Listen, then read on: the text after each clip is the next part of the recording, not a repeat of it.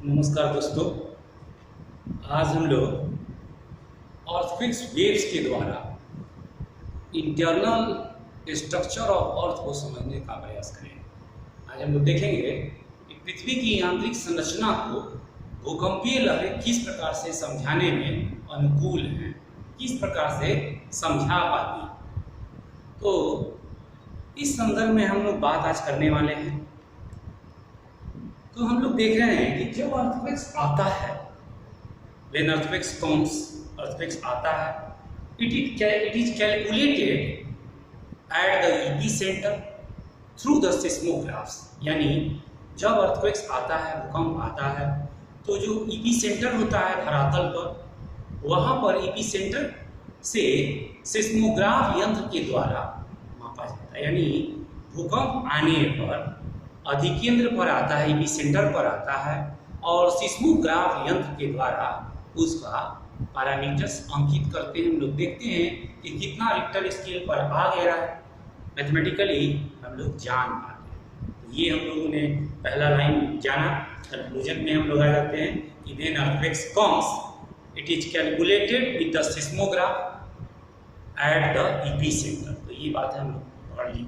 Next आ गई, जब seismograph पर अंकित होता है उसमें 3 प्रकार का ट्रिमोर आता है, 3 प्रकार का कंपन होता है, जिसमें आप देखेंगे पाइप फोकस से पहली बार रिलीज ऑफ एनर्जी हुई। यानी भूकंप मूल से जो ऊर्जा चला, भूकंपीय तरंगे चला, वो पहली बार जब धरातल पर स्ट्राइक किया उसको हम लोग कह देते हैं प्रीलिमिनरी ट्रिमोर, प्राथमिक कंपन, जो पी वेव्स के नाम से जाना जाता है। फिर उसके आफ्टर सम टाइम आप देखेंगे एस वेव्स आ जाता है।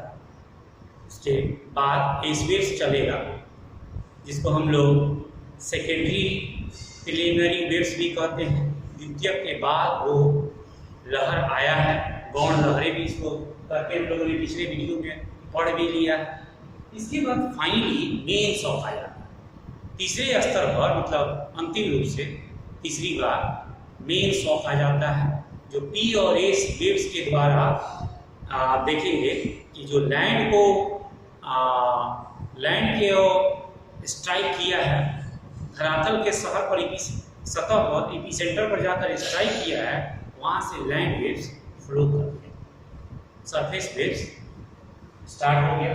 और ये ज़्यादा आयाम का हो जाता है, क्योंकि ये धरातल पर ही एक्सपैंड इसको करना है, तो धरातल पर एक्सपैंड करना है, जिससे कि इसका आयाम ज़्यादा रहता है, जिससे धरातलीय सतह को परिवर्तित भी करता है। और ये भी पॉइंट्स हम लोगों ने अपने पिछले वीडियो में देखा कि यही कारण है कि ये वेव सबसे खतरनाक होता है, क्योंकि ये सतह पर फ्लो करता है। तो ये क्लियर हो गया। ये हम लोग को ग्राफ्स के द्वारा तीनों कंपन के बारे में पता चल गया। अब हम लोग आते हैं मेन बात पर। हम लोग देखेंगे कि जो वेव्स के मूव्स करने की बात है, यानी मोशन ऑफ वेव्स या वेलोसिटी ऑफ वेव्स, भूकंपीय लहरों का जो गति है या वेग है, और उनका नेचर किस पर डिफाइन होता है। नेचर में आप देखेंगे कि उनके रॉक से नेचर डिफाइन होता है, कौन सा रॉक में चल रहा है। तो यहाँ हमने लिखा भी है कि on the basis of motion of waves या वेलोसिटी ऑफ वेव्स, लहरों की गति करने के आधार पर, और उनका nature of travelling path, nature of travelling path पर, यहाँ पर एक हम लोग वर्ड लिख सकते हैं, नेचर ऑफ ट्रेवलिंग पाथ। तो नेचर ऑफ ट्रेवलिंग पाथ का मतलब कि उनके भ्रमण करने के प्रकृति के आधार पर पृथ्वी के आंतरिक संरचना के बारे में हम लोग को जानकारी मिलती है। ये पृथ्वी की आंतरिक संरचना का मुख्य जो जानकारी मिल रहा है, वो भूकंपीय लहरों की गति और चट्टानों से जो चट्टान से गुजर रही है उसके स्वरूप पर, उसके प्रकृति पर, उसके प्रकृति से हम लोग पृथ्वी की आंतरिक संरचना के बारे में जान पाते हैं। ये पॉइंट हम लोग को दिख रहा है।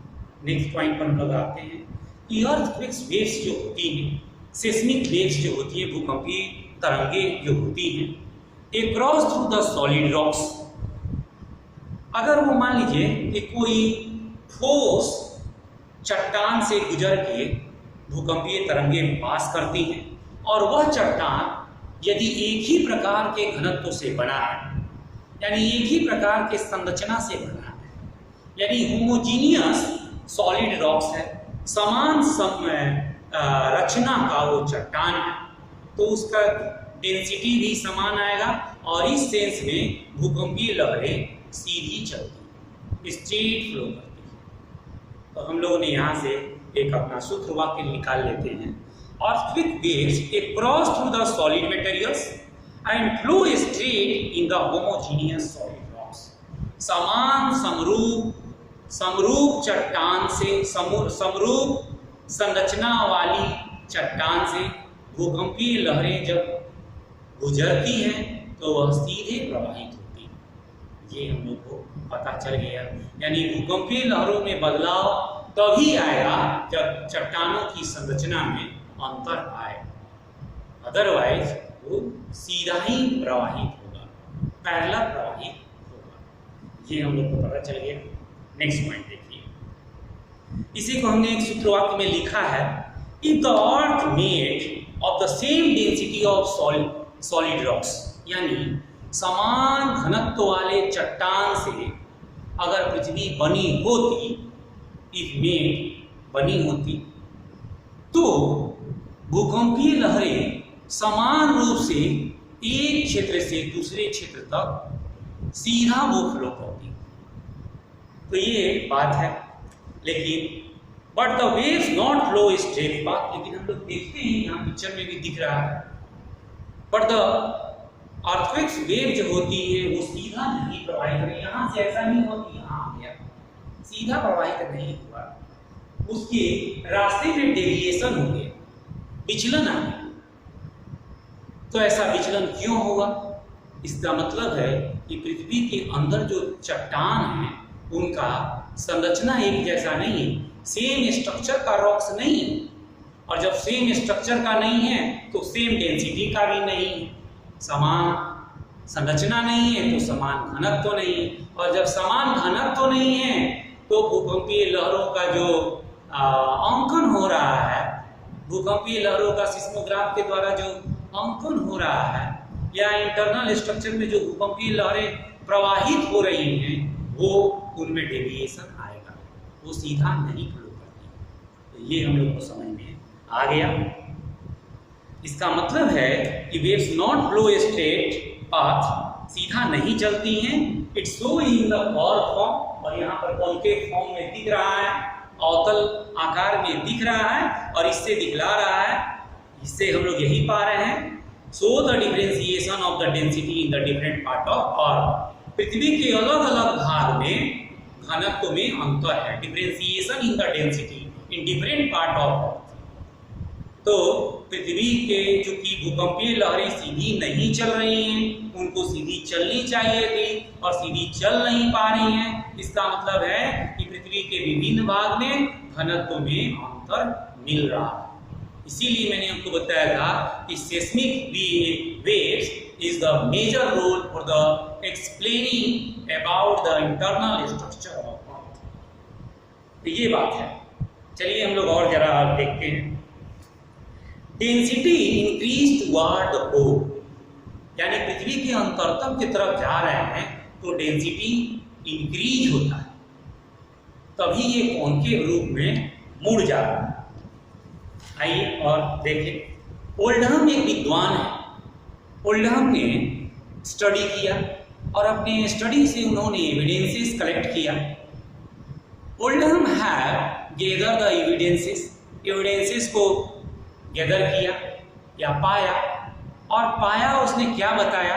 उसने बताया कि ये waves disappear on the distance of 120 degree from the focus, यानी भूकंप मूल से 120 डिग्री की एंगल पर, भूकंप मूल से 120 डिग्री की एंगल पर एस वेव्स डिसअपीयर हो जाता है।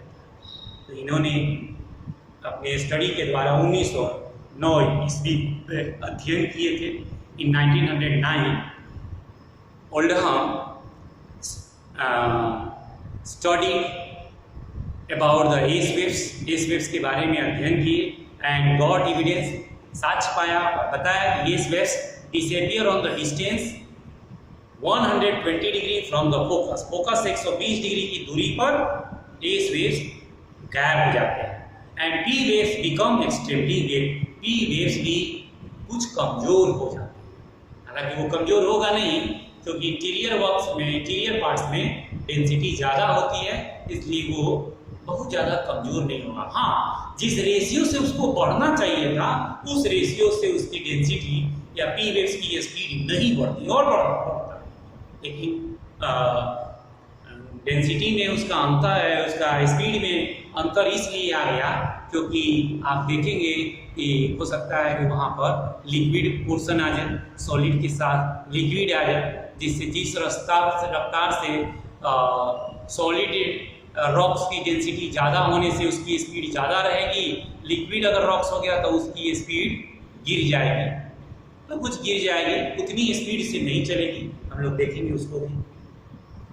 फिर इन्होंने बताया, ओल्डहम का ही स्टडी है इस पर, S waves completely absent, S waves जो होता है पूर्णतः अनुपस्थित हो जाता है, हट जाता है in the core of Earth, पृथ्वी के कोर में एस वेव्स नहीं पहुंच पाता, नहीं पहुंच पाएगा तो कुछ जरूर होगा, कुछ बदलाव हुआ होगा पृथ्वी के अंदर, बदलाव हुआ होगा। इसका मतलब कि हो सकता है कि वहाँ रॉक्स लिक्विड हो गया हो जिसमें वो जा ही नहीं सकता उस नेचर का वेव्स, तो यही बात भी है।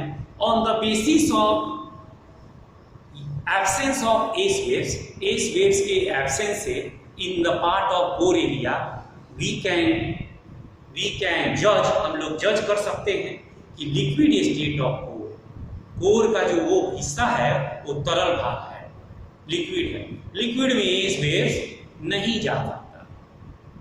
दैट इज हैपन फ्रॉम, ये कहाँ घटित होता है? It is happen from 2900 kilometre deep, तो 2900 किलोमीटर की गहराई के बाद आप देखेंगे लिक्विड कोर आ जाता है जिससे एस वेव्स उसमें एंट्री नहीं कर पाता। तो ये बातें हम लोग जान गए। इनके आधार पर स्कॉलर ने गेस किया, एस्टिमेट किया, आकलित किया कि the inner part of the earth made from the liquid, जो आंतरिक हिस्सा है वह लिक्विड से बना है।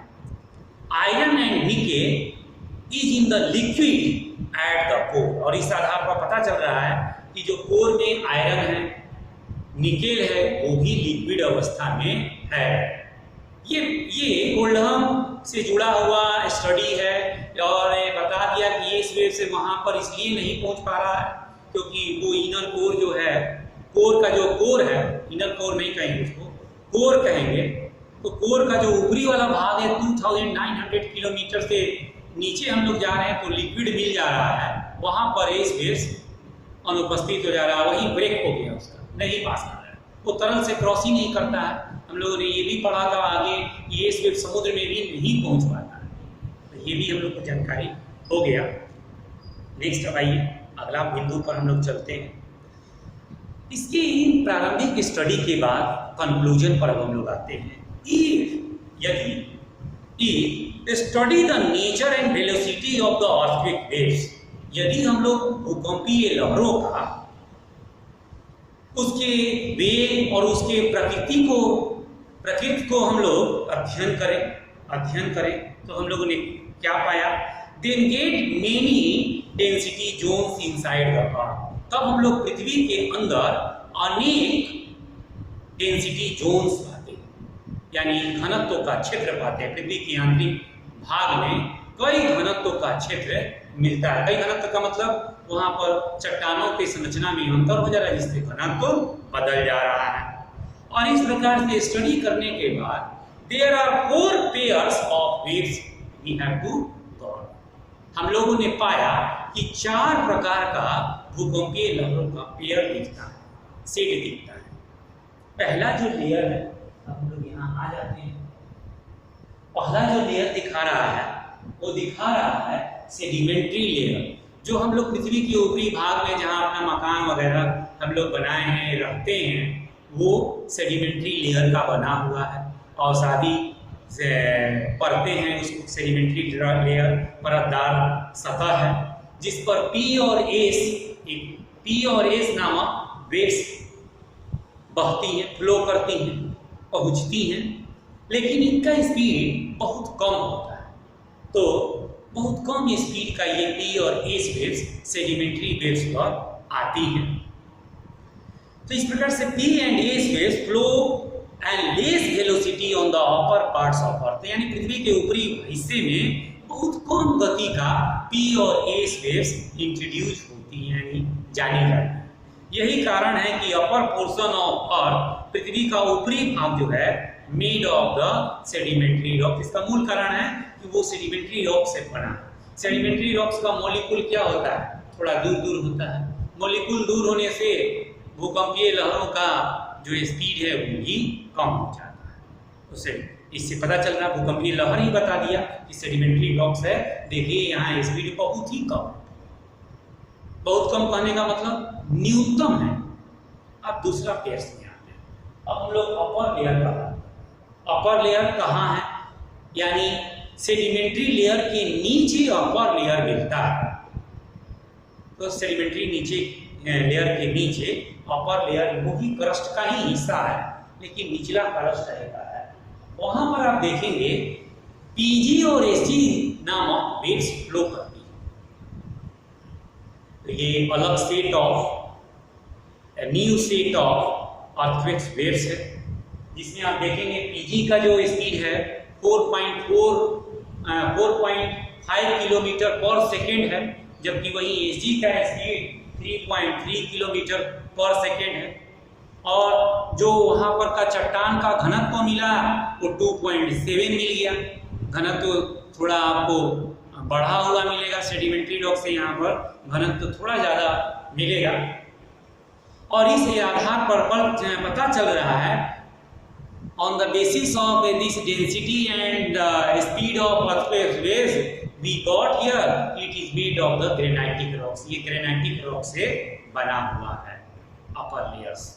और इसका स्टडी किसने किया था, तो इसको भी आप जानिए कि ये स्टडी जैफ्रीज ने किया था। Jeffreys have found a new pair of the earthquake waves on the basis of earthquake of the Kalpa Valley of Croatia। Croatia Europe का कंट्री है, वहाँ कल्पा घाटी के में भूकंप आया। उसके आधार पर जैफ्रीज ने जो अध्ययन किया उसी से पीजी और एसजी लहरों का पता लगाया। तो ये पॉइंट्स हो गया। अब आइए middle layer. Middle layer, upper layer के नीचे मिडल लेयर है। कोनार्ड नामक एक विद्वान ने a new set of earthquakes की खोज किया, यानी भूकंपीय लहरों का एक नया युग्म को खोजा।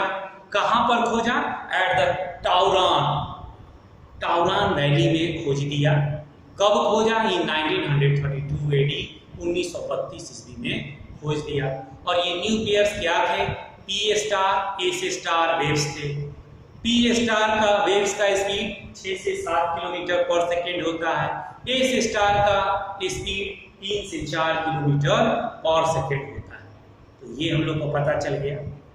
और डॉली और जैफ्रीज, ये दो विद्वान हैं, इन्होंने बताया कि जो मिडिल लेयर है, मध्य सतह जो है, is made of the basaltic rocks. Basalt नामक चट्टान से बना है।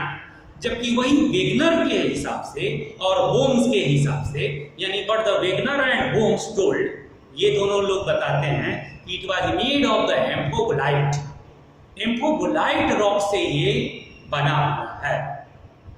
मोस्ट ऑफ स्कॉलर्स, अधिकतर विद्वान इस बात पर सहमत हैं, इस बात पर दे आर एग्री कि these layers of rocks made by the basalt। अधिकतर विद्वानों का मानना है कि जो मिडल लेयर्स है वो बेसाल्टिक रॉक से ही बना हुआ है। तो ये देखिए, एक आपको पता चल गया, भूकंपीय लहर की स्पीड से पता चल गया कि इनका घनत्व और ज़्यादा है। ये बेसाल्टिक रॉक से बना हुआ है मिडल लेयर। इसीलिए मैं आपको बताया था कि seismic space gives the more information about the internal structure of Earth। Next देखिएगा लोअर लेयर। निचला वाला जो लेयर है इसमें आप देखेंगे कि फिर एक set of waves P and S waves मिल गया। एक तो पी एस हम लोग सेडिमेंट्री लेयर्स में देखे थे वेरी लेस स्पीड, बट यहाँ ये new set of the P और एस वेव्स है जिसका हाई स्पीड है। P waves flow a speed of 7.4 kilometre. P waves का जो लोअर लेयर में यानी कोर एरिया में आप चले गए, कोर एरिया में इसका स्पीड देखिएगा कि 7.4 किलोमीटर पर सेकंड दिख रहा है एवरेज, और इसी तरह से एस वेव्स का 4.5 किलोमीटर पर सेकंड दिख रहा है। लेकिन बहुत ज़्यादा कोर एरिया में आपको एस वेव्स दिखेगी नहीं, क्योंकि हम लोग देखेंगे कि 2900 किलोमीटर की गहराई के नीचे तुरंत लिक्विड स्टेज में, लिक्विड फॉर्म में रॉक्स हो जाते हैं। तो ये हम लोग को पता चल गया। पता ये चल रहा है कि स्पीड बढ़ने का मूल कारण क्या है, डेंसिटी रॉक्स का बदल गया होगा, जिससे ये हम लोग को पता चल गया कि जो कोर एरिया की तरफ हम लोग चल रहे हैं हाई डेंसिटी ऑफ रॉक्स है। These are made of the high density of rocks. इन चट्टानों का जो घनत्व है ज्यादा है। It is made of the dunite and peridotite. यह डूनाइट और पेरिडोटाइट नामक रॉक से बना हुआ है। It is extended at the deep of 2900 kilometre from the surface. सतह से 2900 किलोमीटर की गहराई के बाद लोअर लेयर स्टार्ट हो जाता है। जैसे ही 2900 किलोमीटर आता है, एस वेव्स का भी कुछ स्पीड अंकन होता है, लेकिन 2900 किलोमीटर के जैसे ज़्यादा गहरे में जाते हैं, एस वेव्स ऑब्सेंट हो जाता है, एस वेव्स नहीं दिखाई पड़ता है। पी वेव्स भी देखेंगे। पी वेव्स आपको तीनों में चलता है, हम लोग पहले से ही पढ़ लिए कि P waves flowing, solid, liquid, gaseous in all forms. तो स्पीड ऑफ पी वेव्स का जरा सा बात कर लें कोर एरिया में, तो इसका स्पीड 13 किलोमीटर 13 किलोमीटर पर सेकेंड तक रीच कर जाता, पहुंच जाता है। वहीं एस वेव्स का जो स्पीड है वो भी 9 किलोमीटर पर सेकेंड तक मिलता है। तो ये हम लोग को लोअर लेयर्स का पता चल गया। It is the highest velocity waves region. ये जो लोअर लेयर है ये उच्च भूकंपीय लहरों के वेग वाला क्षेत्र है, यानी उच्च भूकंपीय लहरों का वेग क्षेत्र है। तो ये हम लोग को पता चल गया। यही कारण है कि यह कहा जाता है कि जो लोअर लेयर्स में रॉक्स हैं वो हाई डेंसिटी के हैं। Hence it is told that it made of the high density of rocks, चूंकि उनका स्पीड बढ़ गया। In the core area of Earth, core area में, पृथ्वी के कोर एरिया में, the speed of P waves becomes somehow slow, थोड़ा कम हो जाता है, and S waves completely disappears। S waves देखेंगे कोर एरिया में बिल्कुल डिसअपियर हो जाता है। हमने आपको थोड़ा सा कंफ्यूजन हो रहा है, कभी सर बता रहे हैं कि बढ़ जाता है, कभी घट जा रहा है, क्या हो रहा है। एक्चुअली जैसे 2900 किलोमीटर के आसपास आता है एस वेव्स आपको कुछ दिखेगा बड़ा हुआ, लेकिन 2900 किलोमीटर के बाद थोड़ा और आगे दूरी तक आप चले तो एस वेव्स डिसअपियर हो जाता है, क्योंकि मोल्टेन रॉक्स आ जाता है, लिक्विड टाइप का रॉक्स आ जाता है, तरल टाइप का चट्टान हो जाता है आउटर पोल में। यही कारण है कि पी वेव्स का भी जो स्पीड बढ़ना चाहिए था उतना नहीं बढ़ पाता, और एस वेव्स तो पूरी तरह से डिसअपियर ही हो जाता है। तो ये जो लहरों का नेचर हम लोग को दिख रहा है, इसी से ज्ञात हो रहा है कि it show the liquid state of core. Core का कुछ भाग लिक्विड स्टेज में है, but that the liquid portion having the high density, लेकिन वह लिक्विड पोर्शन भी हाई डेंसिटी का है। यही कारण है कि hence the speed of P waves become fast। यही कारण है कि P waves का स्पीड बढ़ता भी है। और आप देखेंगे कि जैसे ही मोल्टेन रॉक्स होगा एस वेव्स टोटली डिसअपियर हो जाता है। तो ये हम लोग बात जानेंगे। Core area made of the iron and nickel. जो कोर एरिया है वो लोहा और निकेल से बना है। The magnetic power of Earth, पृथ्वी में जो चुंबकीय शक्ति है, and the quantity of iron, और जो लोहे की उसमें मात्रा है, this found on the core, जो कि कोर में पाया जाता है, हैव गिवन द एविडेंस। ये साक्ष्य मिल रहा है। कोर आयरन एक हेवी एलिमेंट्स है, यही कारण है उनका डेंसिटी बढ़ता है। नेक्स्ट देखिएगा, इनर कोर ऑफ अर्थ, पृथ्वी का जो इनर कोर है, आंतरिक है, यानी बिल्कुल आप सेंटर पर जा रहे हैं। इनर कोर जो है, इनर कोर कितने से कितने को कहा जाता है? 5100 किलोमीटर से 5100 किलोमीटर से 6370 kilometre depth portions of earth known as the inner. और आउटर कोर किसको कहते हैं? 2900 किलोमीटर से 5100 किलोमीटर को हम लोग आउटर कोर कहते हैं। तो आउटर कोर को माना जाता है कि उसका मैक्सिमम पार्ट लिक्विड में है, जबकि इनर कोर को माना जाता है कि ये सॉलिड स्टेज में है, इसका जो ठोस अवस्था में।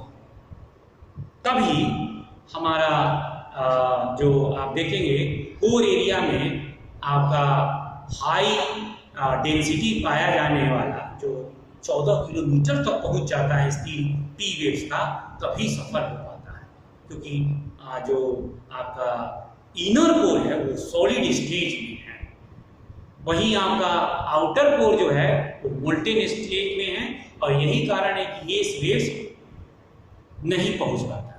अब आपको समझ में आ गया होगा कि पी और एस वेव्स इंटरनल में चलने वाला वेव्स है, इंटीरियर पार्ट ऑफ अर्थ में चलने वाला वेव्स है। यही कारण है कि ये दोनों वेव्स बॉडी वेव्स कहलाते हैं, पृथ्वी का बॉडी का वेव्स है, जबकि ये वेव्स पृथ्वी के अंदर नहीं बल्कि पृथ्वी की सतह पर चलने वाली वेव्स है। और ये आपको पूरा एक मेंस का क्वेश्चन आप इस मेरे आज के लेक्चर से लिख लीजिएगा कि how the seismic waves gives the information about the internal structure of अर्थ। ये आपका पूरा मैंने हर एक पहलू खोल दिया, और इस तरह से आप एक मेंस का क्वेश्चन कर सकते हैं। आपको प्री में भी बहुत सारे पॉइंट्स यहाँ से मिल जाएंगे, और आपको पूरा समझ में आया होगा। कुछ भी नहीं आए कमेंट्स लिखिए, मैं बिल्कुल आपका क्लियर। Thank you.